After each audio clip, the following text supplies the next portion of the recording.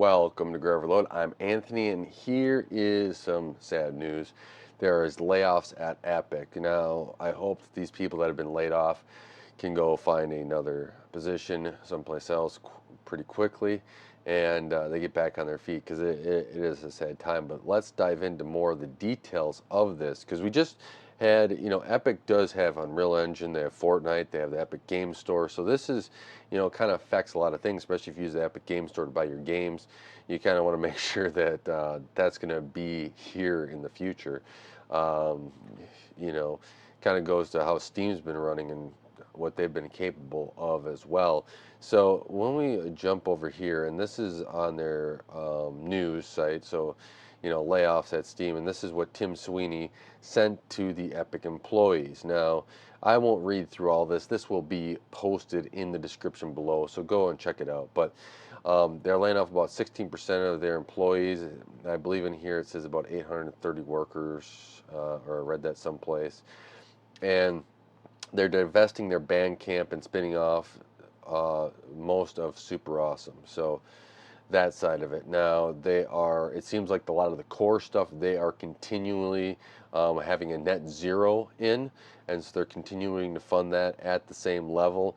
It's some of these other stuff to get back to being profitable, and they said, well, Fortnite is starting to grow again. The growth is driven primarily by creator content with significant revenue sharing. This is a lower margin of business than we had when we had Fortnite Battle Royale took off and beginning funding our expansion. Success with the creator ecosystem is a great achievement, but it means a major structural change to our economics.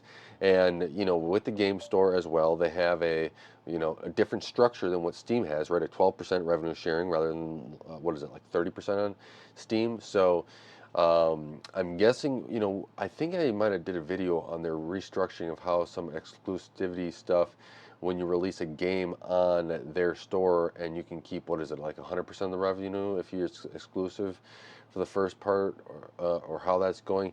That's really interesting to see if they're trying to get more games, more people on there, to maybe try to sell all those other games past that limit to be able to drive some more revenue that way. It's going to be interesting to see how that is. Let me know if you're taking a look at Epic a little bit different, or Epic Game Store a little bit differently because of that. Now, you also had the Unity stuff here with their, changing of their game engine and how that pricing structure is as well.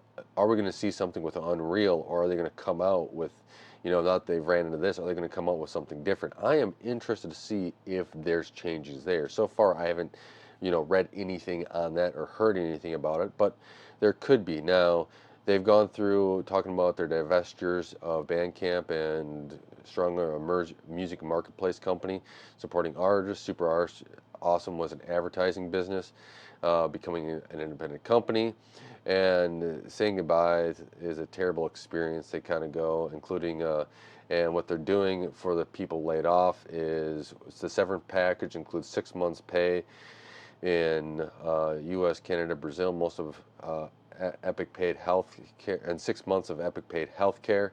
We're offering accelerated people stock options vesting schedule through the end of 2024 and giving 2 years from today to exercise those options. In the U.S., we're offering to vest any unearned profit sharing in their 401k and provide benefits including career transition services and visa support where we can.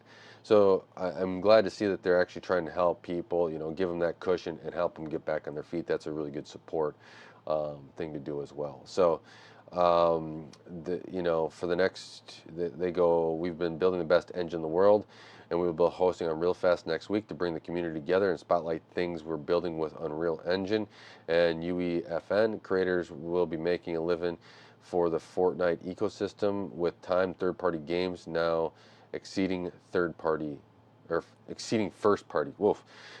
It's been a long day. We're cutting costs without breaking development to our core lines of business, so we can continue to focus on our ambitious plans. About two-thirds of the layoffs were in teams outside of the core development. Some of our products and initiatives will land on schedule. Some may not ship when planned because they're under resourced for the time being. We're okay with that scheduled trade-off if it means holding our accountable ability to achieve our goals and get on the other side of profitability and become a leading metaverse company. I hate that, leading metaverse company. How about, getting your pillars that you founded your company on nice and strong and building off of that? And maybe it is in the metaverse. I just, I'm not there. Curious to know how many of you are in the metaverse. I would like to know that as well. So, what does this mean about Epic priorities? And so, next week we might hear something about Unreal, as they said about Unreal Fest next week, which I will be, if there is something, I will be doing that. What's the scope of the layoff? 830 employees, 16%, two-thirds were outside the core development team. I wonder what was part of that core development, that third that's in that core development, what what percentage of that is developers or versus marketing, all that other stuff. Yeah, that would be interesting to know, but that's more for me, not outside.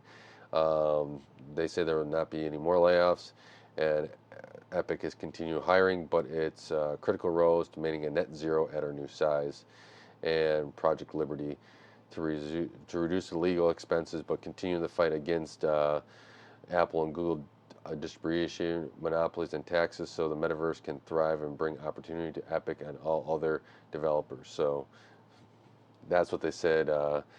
They want to take legal expenses. So yeah, unfortunately, that is there. I guess if Fortnite takes off again, there's a lot more revenue coming in. They can reinvest in like Project Liberty and all these other things.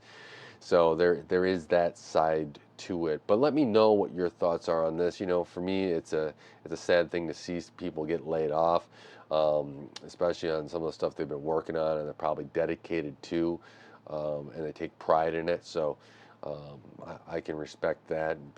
As I work during the day, and I take very much pride in my work to make sure that is the best efforts, and you feel part of that work. So that is a sad side of things.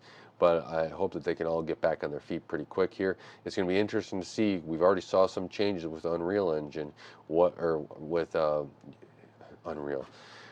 Yeah, this is Unreal. We'll see. We'll see about Unreal next week, but the Unity engine, we saw some changes there with how pricing is, probably because they were facing some of the same issues, and they want to get make sure that they're profitable on all fronts as well.